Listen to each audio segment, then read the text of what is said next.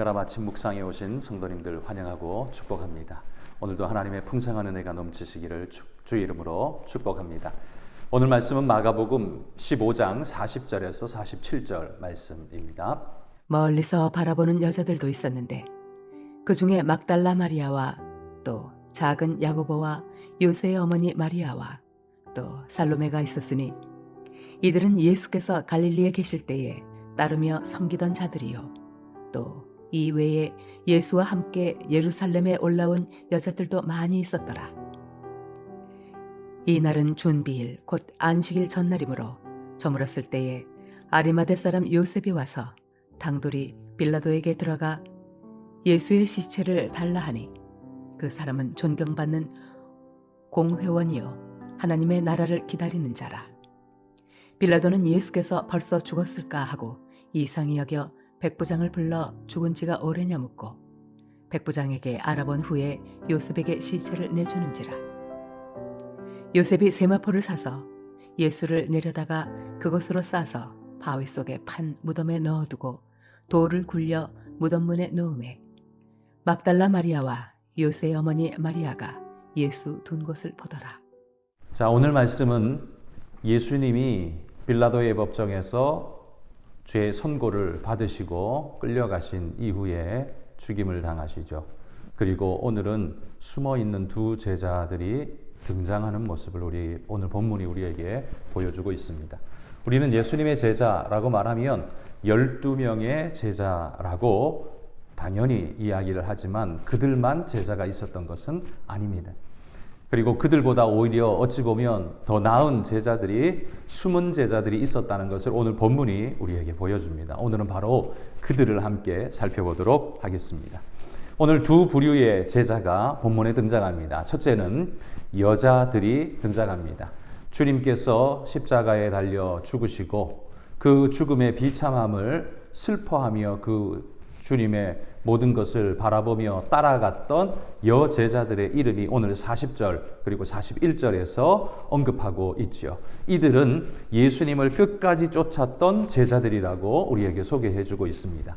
이 사실은 이전에 주님을 떠나버렸던, 무서워서 도망가버렸던 제자들과 특별히 이 대제사장의 뜰에서 여종의 질문에 혼비백산 놀라 주님을 부인하고 저주하며까지 도망가버렸던 베드로의 모습과 대조적인 모습을 보여줍니다.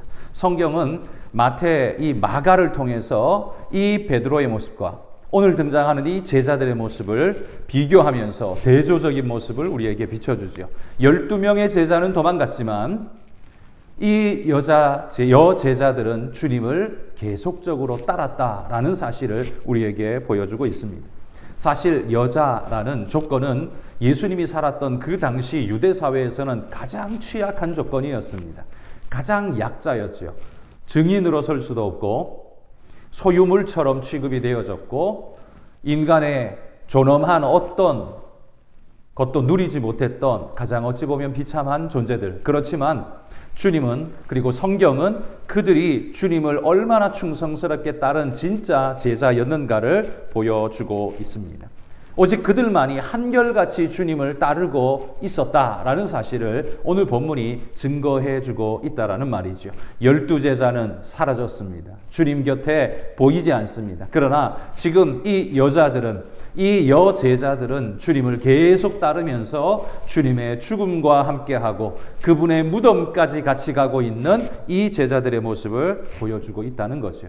여러분, 그 당시 무시받고 작은 존재로 천대받고 내던져진 것 같은 존재들이었던 그들이, 사람들은 그렇게 생각했지만 하나님은 그렇게 생각하지 않으셨다라는 사실을 오늘 본문이 보여주고 있습니다. 주님은 그들을 제자로 받으시고 그들을 사랑하셨고 그들을 위해 목숨을 바치셨던 겁니다. 그러니까 세상이 그들을 어떻게 정의해도 그들은 주님의 제자로 정의받는 존재들이었습니다. 세상은 그들을 무의미한 존재라고 취급하지만 주님은 그들을 참 제자라고 인정하면서 그의 복음서에 이렇게 기록을 남겨주고 있습니다. 47절에 보면 이 여제자들은 주님이 굴에 묻히실 때 그 무덤에까지 따라갔습니다. 그러니까 이 여인들은 주님의 죽으심의 증인이고 주님의 굴 묻히신 무덤의 증인이 되고 했습니다. 이전에 다 도망가 버렸던 그 제자들이 무덤이 어디 있는지 누구에게 들었을까요? 아마 이 여제자들에게 들었을 겁니다. 훌륭한 증인으로서의 사명을 끝까지 감당했습니다. 아무도 인정하지 않았지만 가장 훌륭한 증인으로서의 사역을 감당해낸 사람들, 바로 이 여인들이었다는 것. 그리고 또 하나의 증인이 나오죠. 바로 아리마대 요셉입니다. 이 사람은 부자였고 공회원이었고 경건한 자였다라고 성경이 소개하고 있습니다. 그 당시에 공회원이라면 지금의 국회의원 같은 존재인데 사회적 명성과 지위가 있고 특별히 지금 이 민중적 선동이 일어나서 폭동이 일어날 지경에 이 문제를 어찌됐든 대제사장은 예수를 죽임으로 잠재웠다 이렇게 말하지만 아리마대 요셉은 거기 동의하지 않았습니다. 이건 불법한 일이며 우리의 스승님 주님을 이렇게 죽인 건 철저히 불법하다라고 그는 인정했던 거죠. 그래서 그는 빌라도에게 가서 예수님의 시신을 내어놓으라고 자기에게 주라고 요청합니다. 빌라도는 예수님이 죽었을까 하면서도 확인해 보고는 그에게 내어주었죠. 여러분, 만약에 이 빌라도를 찾아간 것이 일반 유대 평민이었다면 빌라도가 예수님의 시신을 내어줬을까요? 아직 죽었는지 안 죽었는지도 확실치 않은 그런 상황에 좀 더 있어 봐야 되는데 요청한다고 해서 일반 평민이 요청한다고 해서 빌라도가 그냥 쑥 내줬을까요? 아마 아닐 거라고 생각합니다. 그가 공회원이었기 때문에 빌라도는 그의 위치와 지위에 인정하고 예수님의 시신을 그에게 양도해 주었던 것 같습니다. 그러니까 이 아리마대 요셉은 주님의 제자로서 분명하게 12제자처럼 따라다니지는 않았지만 늘 마음속에 주님의 마음을 품었던 숨은 제자였고 그리고 그는 공회원이었기 때문에 사회적인 지위와 상태, 위치, 체면 속에서 드러내지는 못했었지만 그러나 주님의 죽음 앞에 완벽하게 자기 스스로를 드러내면서 나는 주님의 제자다라는 걸 드러내면서 주님의 시신을 모시고 있는 모습을 보게 됩니다. 여러분, 이게 어디 쉬운 일이었겠습니까? 이 소문이 금방 퍼지지 않았겠습니까?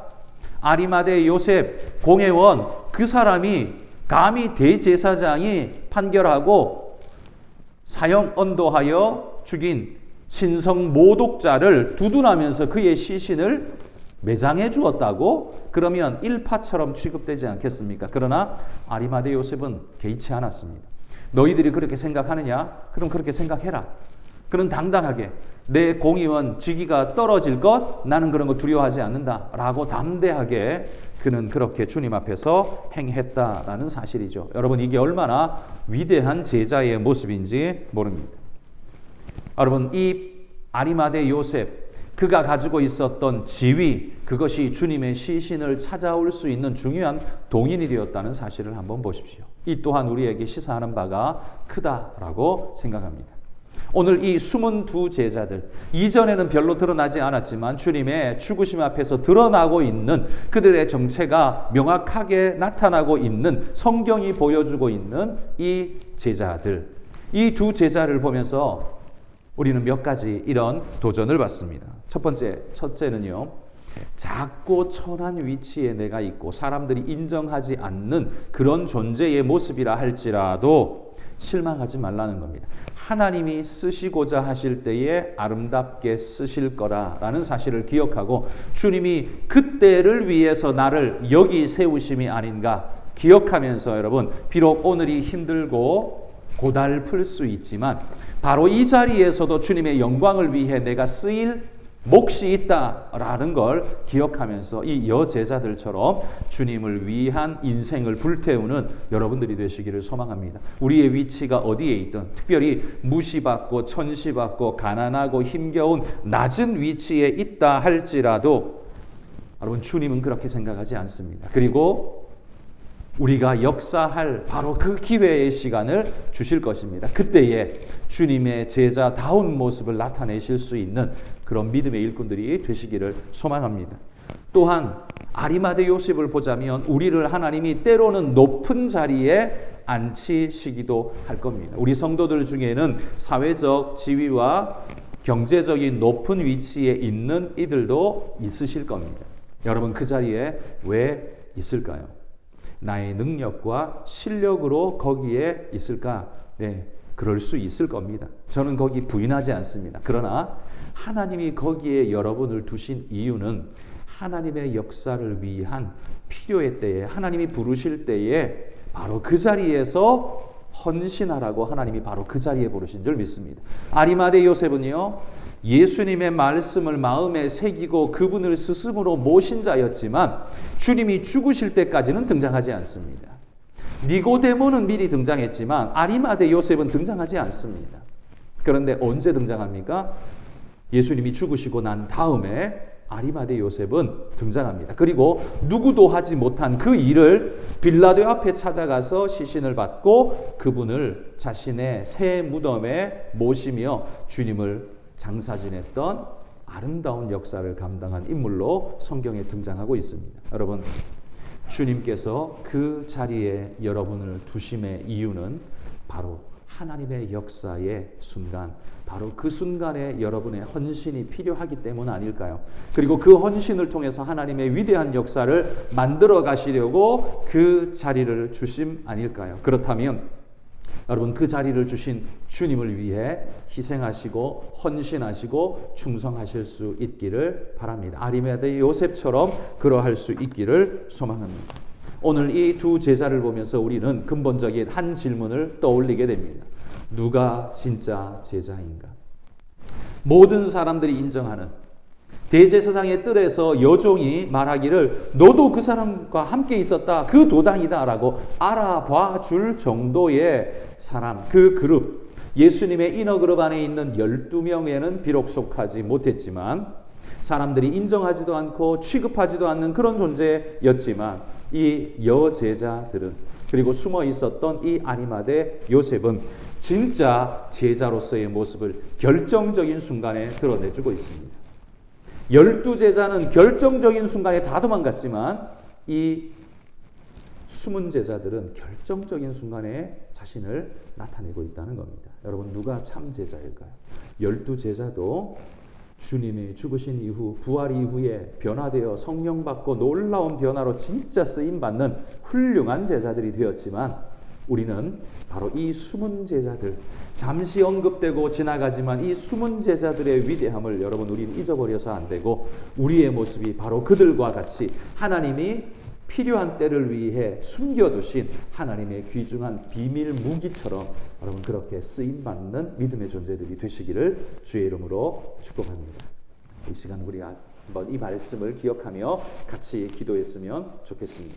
비록 내가 작은 모습, 세상이 인정하지 않고 알아주지도 않는 작고 초라한 모습 속에 있다 할지라도 우리는 신세 한탄하는 것이 아니라, 그건 주님의 주권을 무시하는 행위죠. 그게 아니라 이 모습 이대로 주님이 사용하신다는 사실을 믿고 주를 위해 일할 때를 기다리고 나아가는 믿음의 종, 헌신하는 종이 되게 해달라고 기도해 주시고요.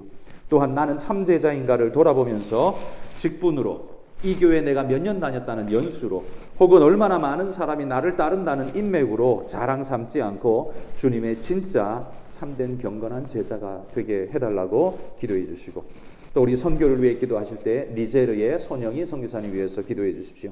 홍수로 인해서 피해가 있는데 빨리 회복되어서 사역의 자리로 돌아가실 수 있도록, 그리고 그곳에서 하나님의 귀한 역사를 아름답게 이루어가도록 재봉학교 사역을 통해 구원 얻는 자들이 늘어갈 수 있도록 하나님 은혜 베풀어 달라고 여러분 기도해 주시기 바랍니다. 같이 한번 잠깐 기도하겠습니다. 하나님 아버지, 오늘도 우리를 불러주신 하나님의 은혜를 사모합니다. 이 복된 날에 주님, 이 숨은 제자들처럼 주님을 위해 진짜 헌신할 바로 그 시간, 그 타임을 하나님 우리가 꼭 붙잡고 주님 앞에 나아가는 진정한 제자들이 되게 하여 주옵소서. 세상 사람들의 손가락질이 두려워서, 내가 당할 불이익이 두려워서 주님을 피하고 부인하고 숨기는 존재가 아니라 주님 앞에 온전히 나 자신을 드러내고 나타내어서 하나님의 귀한 영광을 위해 쓰임받는 주의 종이 될 수 있도록 하나님 인도해 주옵소서. 오늘도 하나님의 귀한 축복이 우리 성도들 가운데 넘치기를 소원합니다. 기름 부으시고 주님 역사해 주옵소서. 하나님 우리 아버지 감사합니다. 오늘도 주의 베풀어 주신 은혜를 감사하며 이 하루도 숨은 제자가 되어 정말 주님의 귀한 역사의 때를 위해 아름다운 열매를 나타내며 주님께 영광 돌리는 오늘 우리의 삶이 되게 하옵소서. 우리 니제르 땅 손영희 선교사님에게도 긍휼과 자비 하나님의 은혜를 부어주셔서 마땅히 감당할 그 귀한 사역 잘 감당하실 수 있게 건강과 영성과 많은 사람들을 붙여주셔서 하나님의 일 감당케 하여 주옵소서. 이 하루도 하나님께 의지하며 내어 맡기며 예수님 이름으로 기도합니다. 아멘.